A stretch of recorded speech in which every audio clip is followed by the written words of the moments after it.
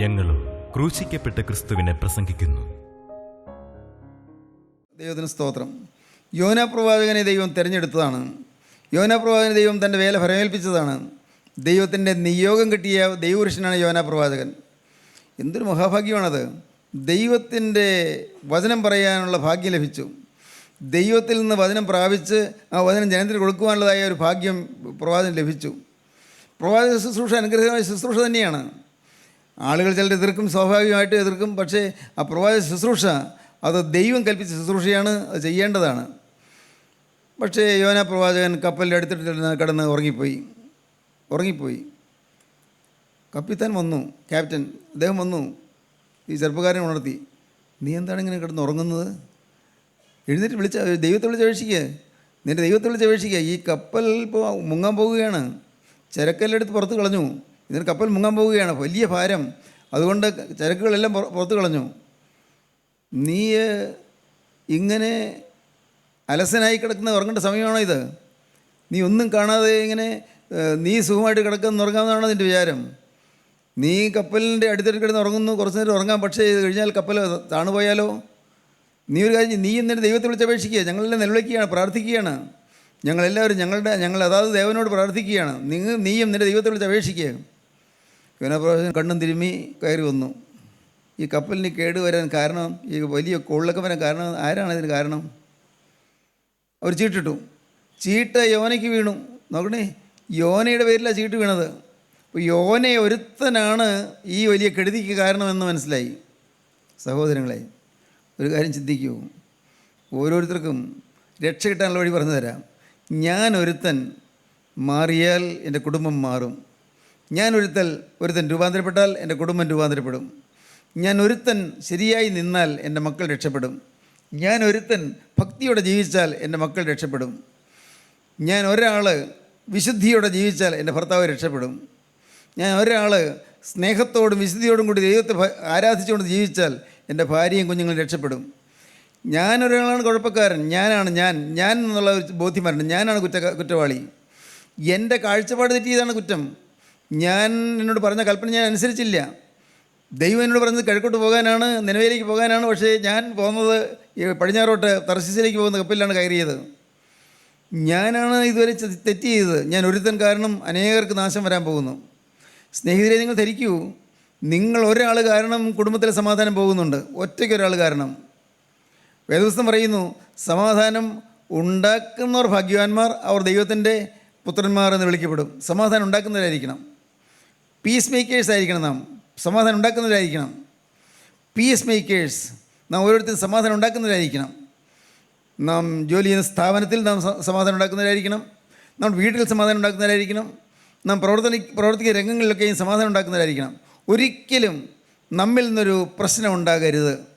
ഒരിക്കലും ഞാനൊരു പ്രശ്നക്കാരനാകരുത്. ആർക്കും ഒരു ഇടർച്ച വരുത്താൻ ഞാൻ കാരണമായി തീരരുത്. ശ്രദ്ധിക്കണം, ചിന്തിക്കണം.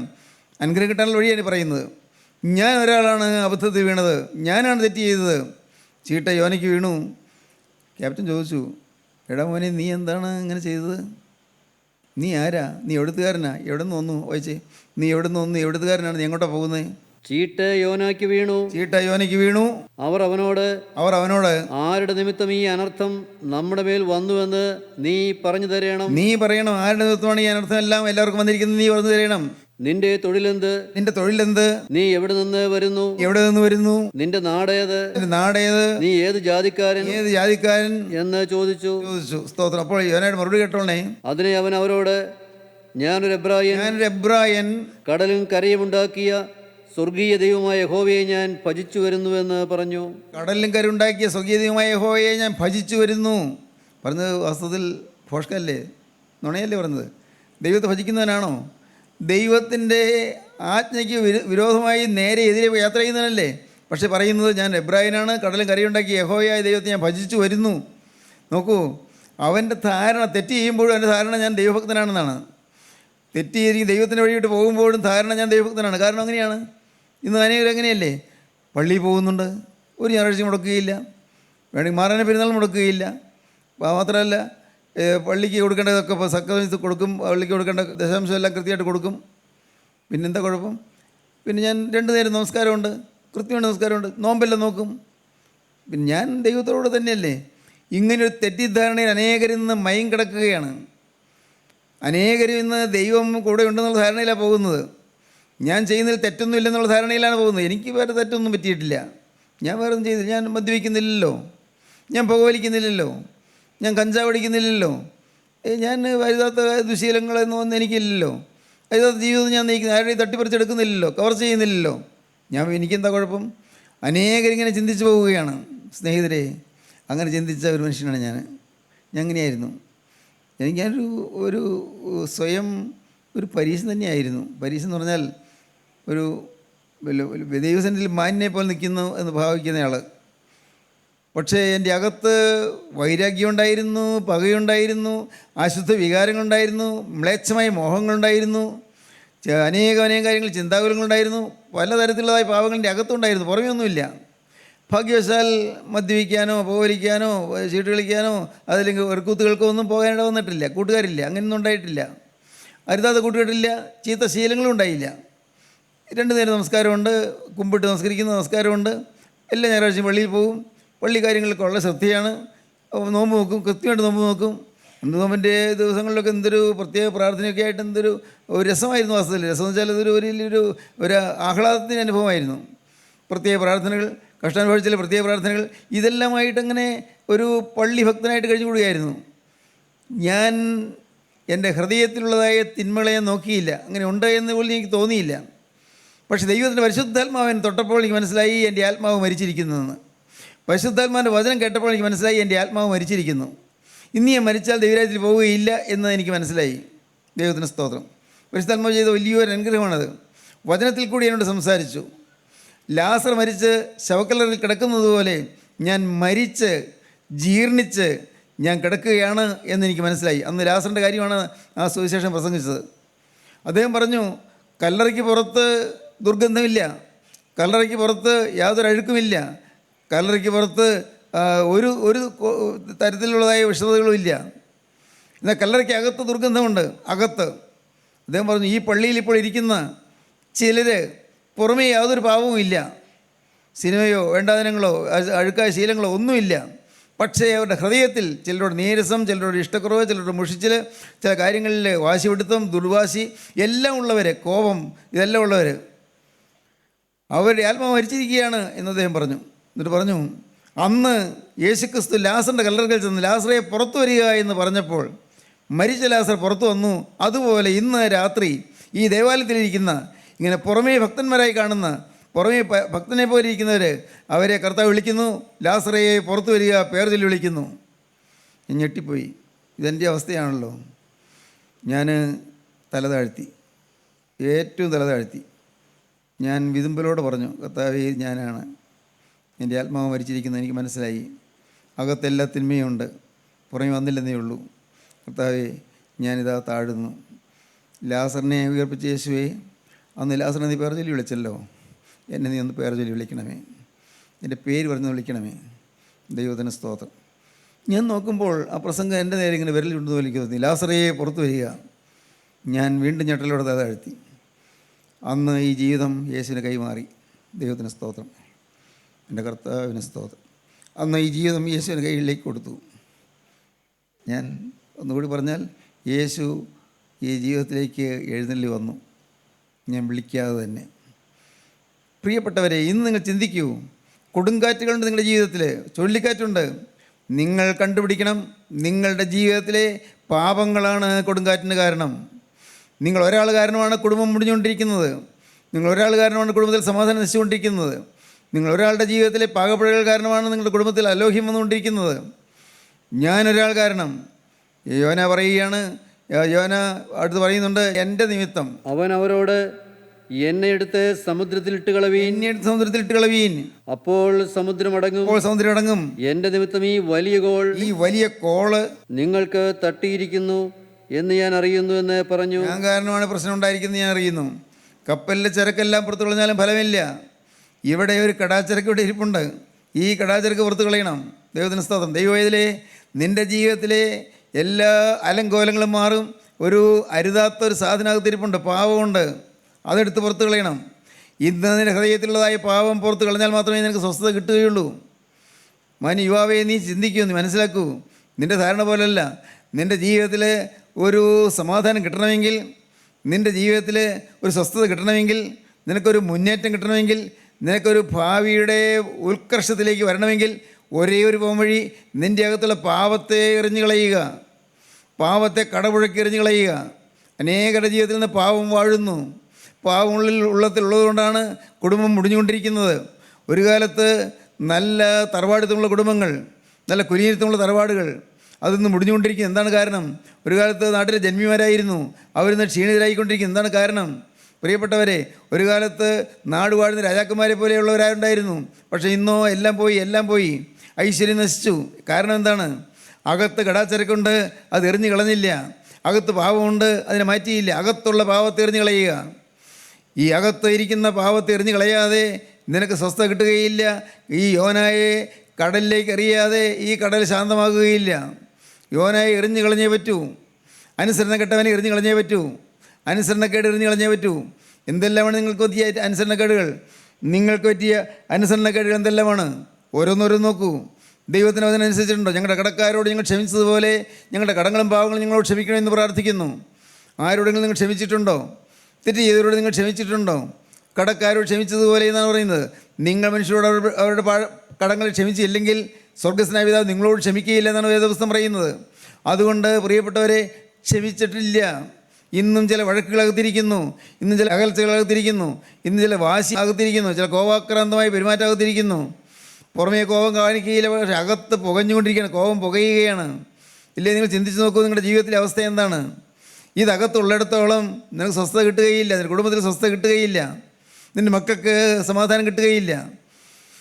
യോന പ്രവാചകൻ പറഞ്ഞു, എൻ്റെ നിമിത്തം ഈ വലിയ കോൾ നിങ്ങൾക്ക് തട്ടിയിരിക്കുന്നതെന്ന് ഞാൻ കാണുന്നു. ദൈവത്തിന് സ്തോത്രം. എൻ്റെ നിമിത്തം ഞാനാണ് ഉത്തരവാദി, ഞാനാണ് കാരണക്കാരൻ, ഞാൻ ഒരാളാണ് ഉത്തരവാദി. എൻ്റെ പാവം കൊണ്ടാണ് ഇത് വന്നത്. യോനായ്ക്ക് കുറ്റബോധം വന്നു. ഒരു വലിയ ഭാഗ്യമായിപ്പോയി. ഒരു മനുഷ്യൻ ലഭിക്കാവുന്ന ഏറ്റവും വലിയ ഭാഗ്യമാണ് കുറ്റബോധം വരിക, എളിമ വരിക, താഴ്മ വരിക. ഞാൻ പാവി എന്നുള്ള ബോധം കിട്ടുക, ഞാൻ കുറ്റവാളി എന്ന് ബോധം കിട്ടുക, എനിക്ക് എൻ്റെ പാവം ഉണ്ട് എന്ന് ബോധം കിട്ടുക. കണ്ടാൽ പോരല്ലോ, അത് എറിഞ്ഞു കളയാൻ തയ്യാറാകുക. എല്ലാം പാവമായിട്ടുള്ളതെല്ലാം മാറ്റിക്കളയുക. ദൈവത്തിന് സ്തോത്രം. നിങ്ങൾ ചിന്തിക്കൂ, നിങ്ങളുടെ ജീവിതത്തിൽ എന്തെല്ലാമാണ് മാറ്റിക്കളയേണ്ടത്? ദൈവത്തിന് സ്തോത്രം. പ്രിയപ്പെട്ടവരെ, ഒരു ഭക്തനാണെങ്കിൽ, ജീവിതത്തിൽ മുന്നോട്ട് സമാധാനമായി ജീവിക്കാൻ ആഗ്രഹിക്കുന്നവനാണെങ്കിൽ, പാവങ്ങൾ കണ്ടുപിടിക്കുകയും പാവത്തോട് ദുഃഖിക്കുകയും പാവം ഏറ്റുപറഞ്ഞ് ഉപേക്ഷിക്കുകയും ചെയ്യും. വേദപുസ്തകം പറയുന്നു, തൻ ലംഘനങ്ങളെ മറയ്ക്കുന്നതിന് ശുഭം വരികയില്ല, അവയെ ഏറ്റുപറഞ്ഞ് ഉപേക്ഷിക്കുന്നതിനോ കരുണ ലഭിക്കും. സദൃശവാക്യങ്ങളുടെ പുസ്തകം 29 അധ്യായം 12 വാക്യം. ലംഘനങ്ങളെ മറച്ചു വെച്ചിട്ട് ശുഭം കിട്ടുകയില്ല. ആണെങ്കിൽ മനുഷ്യരുടെ മുമ്പിൽ മറയ്ക്കാം, പക്ഷേ എല്ലാം കാണുന്നൊരു ദൈവമുണ്ട്. ഒരു ദൈവഭയം വേണം. എന്നെ കാണുന്നൊരു ദൈവമുണ്ട്. പകലും രാവും എന്നെ കാണുന്നൊരു ദൈവമുണ്ട്. ഉറങ്ങുമ്പോഴും ഉണർന്നിരിക്കുമ്പോഴും എന്നെ കാണുന്നൊരു ദൈവമുണ്ട്. ഞാൻ യാത്ര ചെയ്യുമ്പോഴും ഭക്ഷണത്തിരിക്കുമ്പോഴും എന്നെ കാണുന്നൊരു ദൈവമുണ്ട്. ഞാൻ ജോലിക്കിരിക്കുമ്പോഴും ഞാൻ ജോലി ചെയ്തുകൊണ്ടിരിക്കുമ്പോഴും എന്നെ കാണുന്നൊരു ദൈവമുണ്ട്. എപ്പോഴും എന്നെ കാണുന്നൊരു ദൈവമുണ്ട്. ദൈവഭയം വേണം. ജീവനുള്ള ദൈവം എന്നെ കാണുന്നു. ദൈവം എന്നെ കാണുന്നു, മറക്കരുത്. ഒരിക്കലും വിട്ടുപോകരുത്. ദൈവം എന്നെ കാണുന്നു. ആ ഒരു ഭയം നമ്മുടെ ഹൃദയത്തിൽ വരണം, ദൈവഭയം. സ്തോത്രം. അപ്പോൾ ദൈവഭയം വരുമ്പോൾ നമുക്ക് ഉള്ളിൽ കുറ്റബോധം വരും, തകർച്ച വരും. എന്നെ ദൈവം കാണുന്നു, അയ്യോ ഞാൻ ചെയ്തത് എന്തെല്ലാമാണ്, ആരോടെല്ലാമാണ് ഞാൻ കോപിച്ചത്, ഞാൻ അപ്പനോട് കോപിച്ചു, അമ്മയോട് കോപിച്ചു, അയ്യോ ഞാൻ ദുശാഠ്യം പിടിച്ചു, എൻ്റെ ഭാര്യയെ ഞാൻ ഉപദ്രവിച്ചു, ആ സാധുവിനെ ഞാൻ മർദ്ദിച്ചു, അവൾ കൊണ്ടുവന്ന് പോരാ എന്ന് ഞാൻ പറഞ്ഞു, അവൾക്ക് സ്ത്രീയും കിട്ടിയത് പോരാ എന്ന് പറഞ്ഞു, പിന്നെയും കൊണ്ടുവരാൻ പറഞ്ഞു, അവളെ അടിച്ചു. പാവം അവൾ കിടന്ന് കരയുന്നു, എൻ്റെ ഭർത്താവ് ഞാൻ അനുസരിച്ചിട്ടില്ല, അദ്ദേഹത്തിൻ്റെ ഇഷ്ടത്തിന് വിരുദ്ധമായി ഞാൻ ചില കാര്യങ്ങൾക്ക് ഇടപെട്ട് പോയി, കർത്താവെ തെറ്റുപറ്റിപ്പോയി. കണ്ടുപിടിക്കണം പ്രിയപ്പെട്ടവരെ, കാണുക, നോക്കുക. ദൈവത്തിന് വലിയ നാമം മഹത്വപ്പെടട്ടെ. ദൈവത്തിന് സ്തോത്രം. യോനായ്ക്ക് കുറ്റബോധം ഉണ്ടായി, വലിയ ഭാഗ്യമായി പോയി, വലിയ ഭാഗ്യം. ഇന്ന് ഈ വാക്കുകൾ കേൾക്കുമ്പോൾ നിങ്ങൾക്ക് കുറ്റബോധം കിട്ടുന്നുണ്ടോ? നിങ്ങൾക്ക് ഏതെങ്കിലും കാര്യം തെറ്റുപറ്റി എന്നുള്ള ബോധം വരുന്നുണ്ടോ? അബദ്ധം പറ്റിപ്പോയല്ലോ, അയ്യോ വേണ്ടായിരുന്നല്ലോ എന്ന് തോന്നുന്നുണ്ടോ? വേണ്ടായിരുന്നു. ചിന്തിച്ച് നോക്കൂ, വേണ്ടായിരുന്നു, അയ്യോ മണ്ടത്തിനായി പോയല്ലോ, വേണ്ടായിരുന്നു, ഞാൻ അങ്ങനെ ചെയ്യേണ്ട ആളല്ല, ഞാൻ അങ്ങനെ പ്രവർത്തിക്കേണ്ട ആളല്ല, ഞാൻ അങ്ങനെ പറയേണ്ട ആളല്ല, ഞാൻ ജീവിതം കർത്താവിന് സമർപ്പിച്ച ആളല്ലേ, എനിക്കത് വരാമായിരുന്നോ? ചിന്തിക്കുക പ്രിയപ്പെട്ടവരെ. ഉണ്ട്, സമർപ്പിച്ച ദൈവമക്കൾ അനേകർ പാപത്തിൽ വീണ് കിടക്കുകയാണ്. ഒരിക്കൽ ദൈവത്തോട് വാക്ക് പറഞ്ഞുള്ള അനേകർ ഇന്ന് പാപത്തിൽ വീണ് കിടക്കുകയാണ്. ഒരിക്കൽ ദൈവസന്നിധിയിൽ ഉടമ്പടി ചെയ്ത അനേകർ പാപത്തിൽ വീണ് കിടക്കുകയാണ്. ഒരിക്കൽ ദൈവത്തോട് വാക്ക് പറഞ്ഞു ദൈവത്തിനായിട്ട് ജീവിതം സമർപ്പിച്ചവരെ ഇന്നും പാപത്തിൽ വീണ് കിടക്കുന്നു. എഴുന്നേൽക്കാൻ സമയമായി. കുറ്റബോധത്തോടെ എഴുന്നേൽക്കുക, പാപബോധത്തോടെ എഴുന്നേൽക്കുക. എന്നെ എടുത്ത് സമുദ്രത്തിലേക്ക് ഇട്ടുകളയുവീനെന്ന് യോന പറഞ്ഞു. ഞാൻ ഒരാൾ നിമിത്തമാണ് ഈ വലിയ കോൾ തട്ടിയിരിക്കുന്നതെന്ന് എനിക്ക് മനസ്സിലായി എന്ന് പറഞ്ഞു. കുറ്റബോധത്തോടെ പറഞ്ഞു, അതിന് പരിഹാരവും പറഞ്ഞു. എന്നെ അങ്ങ് ഒഴിവാക്കിയേക്ക്, ഞാൻ ഒരാൾ കാരണമാണ് ഈ കപ്പലിലുള്ളവർക്കെല്ലാം ഛേദം വന്നിരിക്കുന്നത്, നഷ്ടം വന്നിരിക്കുന്നത്. ദൈവത്തിന് സ്തോത്രം. യോന അത് പറഞ്ഞു. കപ്പിത്താൻ കേട്ടു. എങ്ങനെ ഒരാളെ കടലിലേക്ക് എറിയും? എളി പറയുന്ന കടലിലേക്ക് ഒരാളെ എങ്ങനെ എറിയും? യോന പറഞ്ഞു, നീ പേടിക്കണ്ട, മടിക്കണ്ട, ഞാൻ എന്നെ മാറ്റിയാൽ കപ്പൽ ശാന്തമാകും, കടലും ശാന്തമാകും, പേടിക്കണ്ട, എന്നെ ഇടിഞ്ഞ് എറിഞ്ഞ് കളയുക. ദൈവത്തിന് സ്തോത്രം. സ്നേഹിതരെ, നിങ്ങൾ ചിന്തിക്കുമോ? നിങ്ങളുടെ ജീവിതത്തിൽ ഞാനൊരാൾ മൂലം കൂട്ടായ്മയിൽ ചില പ്രശ്നങ്ങൾ ഉണ്ടാകുന്നുണ്ട്, ഞാനൊരാൾ മൂലം ദേശത്തിലെ പ്രശ്നങ്ങൾ ഉണ്ടാകുന്നുണ്ട്, ഞാനൊരാൾ മൂലം എൻ്റെ ഇടവകപ്പള്ളിയിൽ ചില പ്രശ്നങ്ങൾ ഉണ്ടാകുന്നുണ്ട്, ഞാനൊരാൾ മൂലം സഭയിൽ ചില പ്രശ്നങ്ങൾ ഉണ്ടാകുന്നുണ്ട്, ഞാനൊരാൾ മൂലം, ഞാനാണ് കുറ്റവാളി. കുറ്റബോധം വരിക. കുറ്റബോധം ഇംഗ്ലീഷിലെ കൺവിക്ഷൻ എന്ന് പറയും. കൺവിക്റ്റഡ് ആകുക, കൺവിക്ഷൻ വരിക, കുറ്റബോധം വരിക. നമുക്ക് ഇന്ന് ഈ വാക്കുകളെ കേൾക്കുമ്പോൾ കുറ്റബോധം വരട്ടെ. കുറ്റബോധം വന്നാൽ ഉടനെ വരുന്നത് ഹൃദയം തകരും, കൺട്രീഷൻ വരും, തകർന്ന ഹൃദയം. കൺവിക്ഷൻ വന്നു കഴിഞ്ഞാൽ കൺട്രീഷൻ വരും, തകർന്ന ഹൃദയം, നുറുങ്ങിയ മനസ്സ്. കൺവിക്ഷൻ വരുന്നു, കൺട്രീഷൻ വരുന്നു. സ്തോത്രം. കുറ്റബോധം വരുന്നു, മനസ്സ് തകരുന്നു, ഏങ്ങലടിക്കുന്നു, കരയുന്നു, അയ്യോ തെറ്റുപറ്റിപ്പോയല്ലോ കർത്താവേ, അബദ്ധം പറ്റിപ്പോയല്ലോ കർത്താവേ. കേൾക്കൂ പ്രിയപ്പെട്ടവരെ, നിങ്ങൾ കേൾക്കൂ. ദൈവസന്നിധിയിൽ കരഞ്ഞാൽ കർത്താവ് പ്രാർത്ഥന കേൾക്കും. നമ്മുടെ അനുതാപം കർത്താവ് കാണും. അനുതാപികൾ കരുണയുള്ളവനായ ദൈവം, അനുതാപികളെ സ്വീകരിക്കുന്നതായ ദൈവം.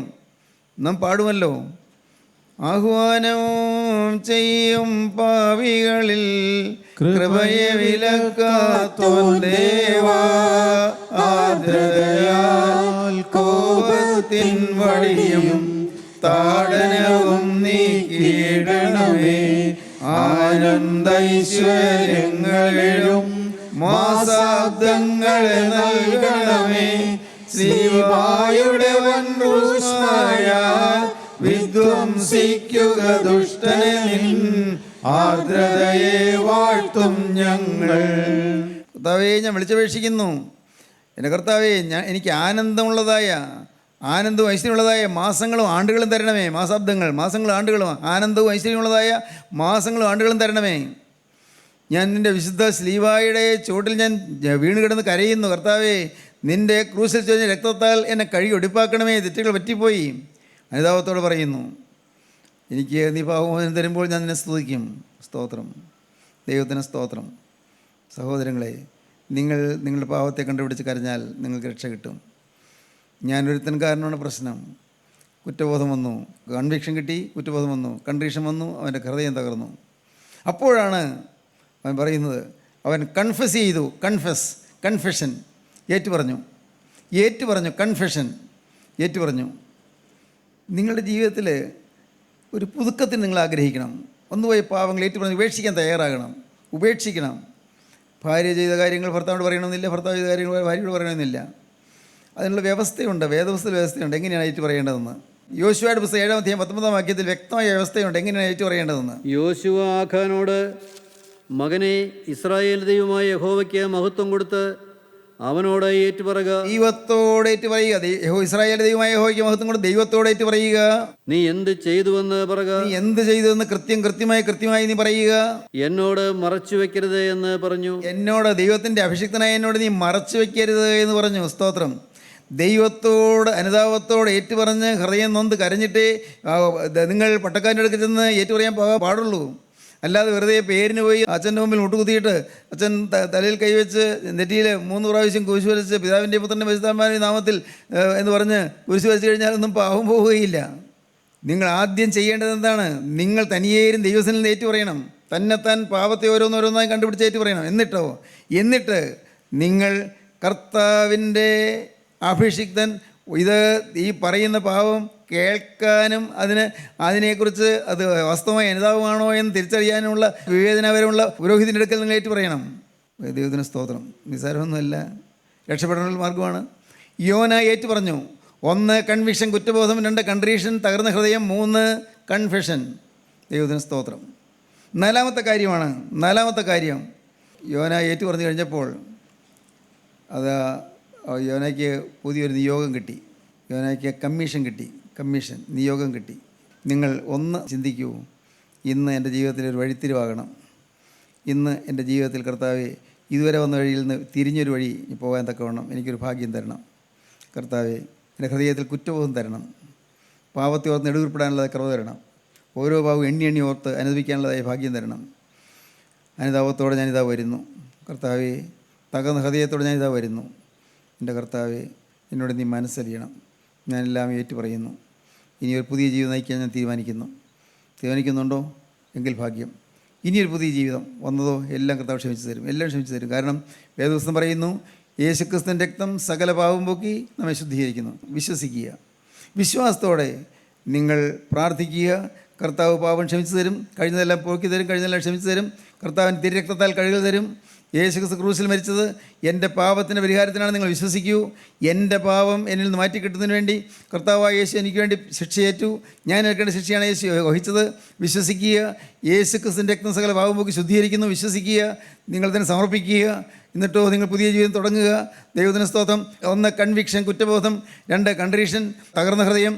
3 കൺഫെഷൻ, കുറ്റമേറ്റു പറയുന്നു. സ്തോത്രം. ആരെല്ലാം ഈ വാക്കുകൾ ശ്രദ്ധിച്ചു? ആരെല്ലാം ഇപ്പോൾ കർത്താവിൻ്റെ വാക്ക് പറയുന്നുണ്ട്? കർത്താവേ, ഇതുവരെ ഒന്നുപോലല്ല, ഒരു പുതിയ ജീവിതം നയിക്കും. പുതിയ ജീവിതം, പുതിയ സൃഷ്ടിയായി ഞാൻ ജീവിക്കും. പുതിയ ഒരാളായി ജീവിക്കും. പുതിയ തീരുമാനം ഞാൻ എടുത്തിരിക്കുന്നു. ഇനിമേൽ പാവത്തിലേക്കില്ല. ഇനി മദ്യം തൊടുകയില്ല. മദ്യം തൊടുന്നവരുടെ അടുക്കൽ പോവുകയുമില്ല. മദ്യം രുചി നോക്കുകയില്ല. കർത്താവേ, ഇനി പുകവലിക്കുകയില്ല. കർത്താവേ, ആരോടും വൈരാഗ്യം വെച്ചുകൊണ്ടിരിക്കുകയില്ല. ആരോടും പിണക്കം വെച്ചുകൊണ്ടിരിക്കുകയില്ല. ആരോടും നീരസപ്പെടുകയില്ല. എൻ്റെ കർത്താവേ, എല്ലാവരെയും ഉള്ളഴിഞ്ഞ് സ്നേഹിക്കും. കർത്താവേ, കഴിവുള്ള ഉപകാരം ചെയ്യും. കർത്താവേ, ഞാൻ ഈ ഭൂമിയിൽ ജീവിക്കുന്ന കാലത്ത്, ഇനിയുള്ള കാലം കർത്താവേ, ഞാൻ നിൻ്റെ ഒരു വിശുദ്ധനായി ജീവിക്കും. തീരുമാനിക്കാമോ? ആ തീരുമാനം നിങ്ങൾക്ക് എടുക്കാമോ? ഇപ്പോൾ നിങ്ങൾ ആ തീരുമാനം എടുക്കുന്നുവെങ്കിൽ കർത്താവിൻ്റെ കരം നിങ്ങളുടെ തലമേൽ വരും. ദൈവത്തിന് സ്തോത്രം. നിങ്ങൾ ആ തീരുമാനം ഇപ്പോൾ എടുക്കുന്നുവെങ്കിൽ ഇപ്പോൾ യേശു ക്രിസ്തുവിൻ്റെ ആണിപ്പാടുള്ള കരം നിങ്ങളുടെ തലമേൽ വയ്ക്കും. യേശു നിങ്ങളെ അനുഗ്രഹിക്കും. യേശു നിങ്ങളെ സ്വീകരിക്കും. യേശു നിങ്ങളുടെ അനുതാപം കാണും. യേശു നിങ്ങളെ അനുഗ്രഹിച്ച് കർത്താവിൻ്റെ ദരിശനിലേക്ക് ചേർത്തണയ്ക്കും. കർത്താവിൻ്റെ കൃപയും അനുഗ്രഹവും എല്ലാം നിങ്ങൾ നിറവടിയായി ലഭിക്കും. നിങ്ങളൊരു ദിവസം കടന്നു പോകുമ്പോൾ നിത്യസ്വർഗീയ രാജ്യത്തിലേക്ക് കടന്നു പോകാൻ ഇടവരും. കർത്താവായ യേശു ക്രിസ്തു അന്ന് വലതുഭാഗത്തകളോട് പറഞ്ഞതുപോലെ, ഇന്ന് നീ എന്നോട് പ്രതീക്ഷയിലിരിക്കുമെന്ന് പറഞ്ഞതുപോലെ, ഇന്ന് നിങ്ങൾ മാനസാന്തരപ്പെട്ട് അനുഭവിക്കുമെങ്കിൽ തീർച്ചയായും നിങ്ങൾക്ക് ദൈവരാജ്യത്തിലേക്ക് പോകാം. അതിനുള്ള ഭാഗ്യം നിങ്ങൾ ലഭിക്കട്ടെ. കർത്താവിൻ്റെ കൃപ നിങ്ങളെ അനുഗ്രഹിക്കട്ടെ. ഇന്ന് വ്യക്തമായി തീരുമാനമെടുക്കുന്നു എന്നുള്ള തീരുമാനത്തോടെ നമുക്ക് സമർപ്പിക്കാം. നമ്മുടെ തലകളെ വണക്കാം. കാരുണ്യവാനായ ഞങ്ങളുടെ സ്വർഗീയ പിതാവേ, ഈ മനോഹരമായ സമയത്തിനായി ഞങ്ങൾ നിന്നെ സ്തുതിക്കുന്നു. ഞങ്ങൾ നിന്നെ സ്തോത്രം ചെയ്യുന്നു. നാഥാ, ഇന്ന് വചനം കേട്ട എല്ലാവരെയും അവിടെ നിന്ന് അനുഗ്രഹിക്കണമേ. എല്ലാവരുടെയും തീരുമാനത്തെ അവിടെ നിന്ന് മുദ്ര കുത്തണമേ. കർത്താവെ, സ്വർഗീയ മുദ്ര കൊണ്ട് എല്ലാവരെയും അലങ്കരിക്കണമേ. എല്ലാ നന്മകളാൽ നിറയ്ക്കണമേ. അവിടുത്തെ രണ്ടാമത്തവരിന് വേണ്ടി എല്ലാവരെയും ഒരുക്കണമേ. യേശു ക്രിസ്തുവിൻ്റെ രാജകീയ നാമത്തിൽ പ്രാർത്ഥിക്കുന്നു. കൃപയോടെ കേൾക്കണമേ. ആമീൻ. ഹല്ലേലൂയ.